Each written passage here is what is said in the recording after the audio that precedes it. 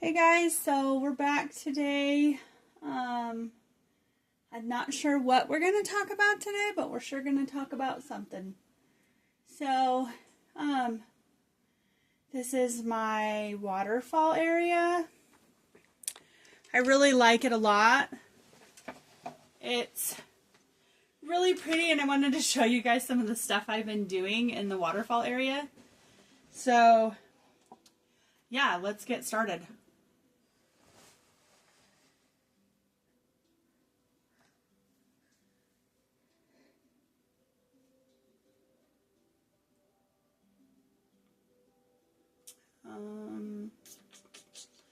Here, if I go up, you can see all the land that I've cleared, and I'm actually almost done. You can see it's quite a large piece of land, but I'm super excited. So, I got to tell you about those dogs that are sitting right there pretty soon. That is a hilarious story. But this, I kept this waterfall area, and I'm gonna change it around a little bit. I'll probably open it up a little bit more. I just basically cleared the basic area, and I planted this cherry tree in it. So it's really pretty, but we'll probably open it up a little bit more, make it more like natural looking as you go down into the area. Kind of like with steps like this. But anyway, mental health check-in, guys. How are we? I feel like I'm okay. I feel like there's been a lot that has gone on this week, and we can definitely talk about, some of those things and maybe ways that, any of you that are listening can relate. There's so many topics on my mind. I'm not sure where to go. But I think one that I really want to talk about today is mental health and toxic relationships. And I'm not meaning relationships like, well, I mean, it can be a husband or a wife or, a significant other. But it also can be toxic relationships with family members. And, you might have a super, super healthy relationship with your wife or your husband or your significant other, but there might be certain parts of your family that are toxic. So I just wanted to kind of talk about that today, and how I've gotten through certain relationships in my life. Nothing really significant to today, but in my life that have been toxic, and how I've overcome that. And I don't know if anyone out there can relate, but if you can, I hope that this helps you. Okay, so real quick before we get into that, I just wanted to show you guys. So there's my waterfall, and you guys saw like the top area of it. And I wanted to come down here and show you this. So I put all these fire pits down here because I absolutely love this cave.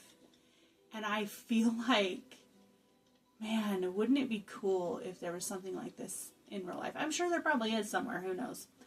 But I'm going to build all these like seating areas around all these fire pits. So let me show you how this kind of goes.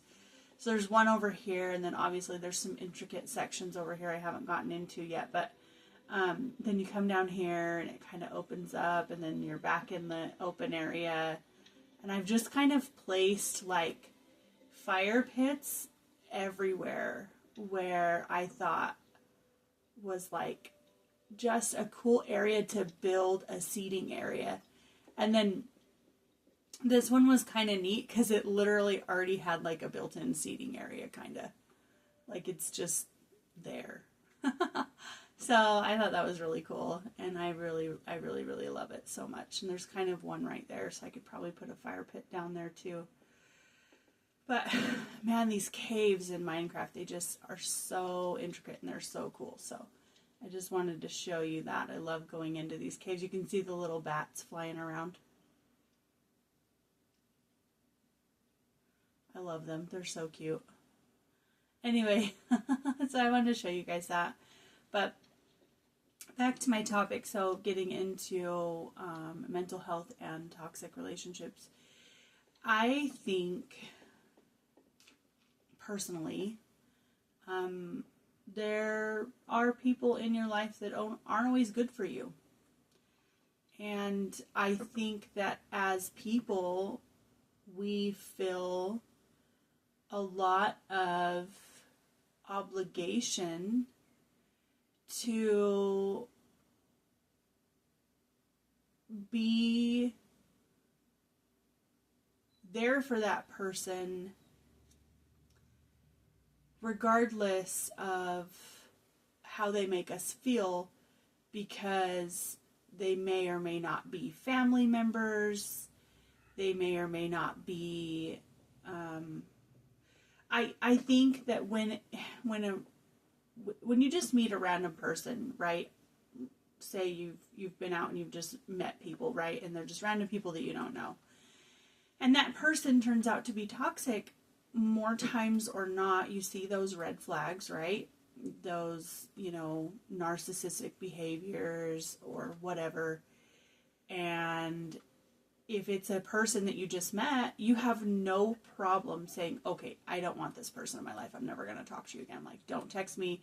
We ghost them, right?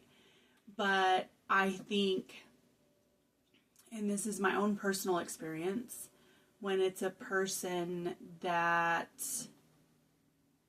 is not a stranger, that is a brother or a sister or a mom or a cousin or somebody that we've grown up with, maybe could be a best friend that you've had since kindergarten, whatever. I think that it's harder to say, I don't want you in my life because you're toxic. And that can be detrimental to someone, especially someone with mental health conditions who is working so hard to just be okay in themselves. And then you have this outside influence, which would be like the family member that's toxic or the best friend that's toxic or whatever it may be. You have this outside influence telling you that you're wrong, telling you that you're a failure, telling you that you'll never be anything than what you've been in your past. And I didn't realize that this conversation was going to be emotional today. Anyway, and then that's where a lot of us with mental health conditions fall back. We can fall back into those old behaviors because those moments where that person you care about is telling you that you'll never be anything than what you've been, they hurt you, they break you, they revert you back to old behaviors, they revert you back to, not revert, that's funny, they revert you back to those feelings of never being able to accomplish what you want to accomplish and never being able to be good enough. And we have to stop giving people that kind of power over ourselves. We have to. And I don't know if anybody else experiences this, but I have in my own personal life, and I won't mention any names or anything like that because that's not important. That's not what we're talking about. We're not bashing on people that are hurtful to us. We are figuring out as a group, as a team, as friends. I mean, I hope that you guys all, are my friends. In some level, I just want to help people, right? And so for me, I just am giving you my experience. And that's been my experience, is I will let that person or people who have an influence over my life because of the relationship dynamic, being it a family member or a close friend, I allow them to hurt me like that. And we have to stop doing that. We have to. You have to know that you're good enough on your own, and that your past does not define who you are today. And you cannot let those hateful people make you feel like you won't ever be anything than what you are right now. I mean, yeah, okay, in some cases, these family members, obviously, if anyone is like me and has had a rough past, we may at one point, due to our mental illness or due to behaviors we've had, we may have hurt those people. But we don't have to keep living in that. We don't. I refuse to. And it's okay not to. It's okay to move forward and be done. And if those people are going to be toxic and they're going to continue making you live in the past and making you feel like you'll never be anything than what you have been, and making you feel like you're not good enough to grow and move forward, then cut them off. That is the biggest thing that I have learned in the last few years of healing myself and caring for myself and my own mental health, that it is okay to cut that person loose regardless of who they are to you. And that's a hard concept to come to, because in some cases, those people that are the most toxic to us are the people we feel like we owe the most to because of who they are, because of that relationship status of who that person is to us. But you have to realize and you have to learn that you do not owe anyone anything but yourself. And I hope that message reaches somebody today. I hope that there's someone out there who can realize that you don't owe anybody anything but yourself. And whoever or whatever your higher power might be. And if you don't have one, then that's okay too. But you don't owe anybody anything but yourself. And you need to remember that when those people or those relationships, the people that are hurting you the way that they are, you need to remember that you don't owe anybody anything. So that's kind of my rant for today. I didn't want to go on too long. I feel like that was or is a very strong message, and I hope and pray that it helps someone today to know that it's okay to move on and it's okay to leave those toxic people behind. And I promise, on the other side of it, no matter how bad it hurts to do so, your life will be better for it. So that's where we are today. So let's talk Minecraft now, because we've talked some pretty deep stuff today.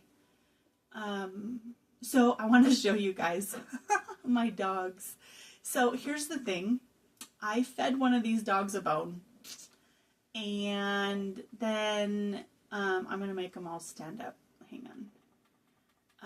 So then when I fed one a bone, it started following me everywhere I went. Like, it would not leave me alone. Well, nobody told me in Minecraft when you feed a dog that they basically become your dog. Like, they follow you everywhere. Like, they are your babies. And then I thought, I've been going through and feeding my animals, right? So I thought, oh, well, I'll just feed them. Well, it turns out when you feed them next to each other, they duplicate into puppies. Here, let me give you an example. Not that I want any more dogs, but here we go. So I'm going to feed this one, right? And then I'm going to feed this one. And now they're making a puppy. So, yeah, so I just have like all these dogs and they follow me literally everywhere I go. And watch, I'll go clear over here. Like I'm literally gonna speed run over here to the animal pens. Now watch. They're right behind me. Like, it is insane. They follow me everywhere. So until I get my house built, I'm just going to basically make them sit down because they get in the way when I'm trying to build stuff and I can't do anything because they're standing there barking at me. So it's good stuff. So you have to make them sit down. That's the only way to make them not follow you everywhere. And then I want to show you guys. Okay, where is everybody else? I know there's more than this. 1, 2, 3, 4, 5, 6. And I feel like I'm missing some dogs. Maybe I'm not. Okay, anyway. Oh, here they come. Oh my goodness. This is good stuff. Okay. Speaking of cave systems, I wanted to show you guys. So I have that one over there in my waterfall area, which I absolutely love. And then I have one over here, and I don't know if I've showed it to you guys yet, so I'm going to show it to you. It's the same kind of concept, but I just absolutely love it. So the back of my house is literally going to be right here, because I want my back window view to be this area, and I want my front window view to be that jungle over there. So this is basically where my house is going to be, and the rest is all going to be farmland. So I love this because this will literally be in my backyard, and it's kind of a cave system, but it's kind of not. And I'm of course going to build a fire pit area and a seating area. I actually think Brittany's gonna do that for me, which would be amazing because she's super creative when she builds stuff, like crazy creative. It's just I get baffled by the stuff she builds because it's just awesome. So I just love this little cave area, and it's like literally my backyard, and then there's like a swimming pool, which is like super. I mean, if I could have this in real life, I can't even imagine how happy I would be. Like, it is so crazy. I mean, obviously I'd have to build a bridge because in real life I can't fly to get to my areas, but I'm going to take this down because this feels like it's in the way of the entryway. Okay, that's better. Okay, anyway, so that's kind of what we're doing here, and I just really love this whole space, and I cannot wait to finish clearing the land. I'm almost done. If you can look, I'll go up a little bit higher. So I'm just only clearing the rest of it and I'll like fix all this so it doesn't just look like a dirt wall, but I'm just clearing it from this section. You can see where I had like carved the line out of the land, and then obviously like it's gonna stop right here where I carved this other line out of the land, and so that's gonna be all house and farm area, and then obviously we'll move on from that once we're done building that and build more really cool stuff over here and things like that. I know my son's working on something over there, but that's for him to show you guys. And yeah, it's been really great. I just love this. I love this area, and it's gonna be super gorgeous when it's done. This whole area around the waterfall is all gonna be like a really gorgeous seating area, and I'm really excited. It just is all coming together so neat. I should build some type of like seating in here probably too, just because it's so cool. So I just really love it so much. Sorry. Apparently I did not sleep good enough last night. But yeah, so I'm just gonna keep working on this. I feel like that's all for today. I feel like that was a really good check-in for today, and I really hope that the things that I've talked about and the things that I've said has helped someone. And please, if you ever have an idea or something you want to talk about regarding mental health, please, please, please share it in the comments or reach out to me on my Facebook page, which is under Jenny's Gaming Therapy. You can